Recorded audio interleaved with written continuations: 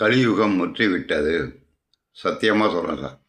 உங்கள் குடும்பத்தில் அண்ணன், தம்பி, உறவுமுறை, அக்கா, தங்கச்சி, அப்பா, அம்மா, மாமனார், மச்சான் எல்லாரும் ஒற்றுமையாக இருக்கிறீங்களா? ஒரு ஃபங்க்ஷன்னா எல்லாருக்கும் சொந்தக்காரங்களுக்கெல்லாம் சொல்லி எல்லாரும் வந்திருக்காங்களா? யாரோ ஒருவர் உங்களுக்கு பகையாக இருப்பாங்க. பத்திரிக்கை கொடுக்க மாட்டீங்க. அவன் கிடக்கிறான், என்ன அப்படி பேசுனான், அப்படி பேசுனான்னு அப்படி சொல்லுவீங்க. இது உங்கள் குடும்பத்தில் நடந்ததா இல்லையா?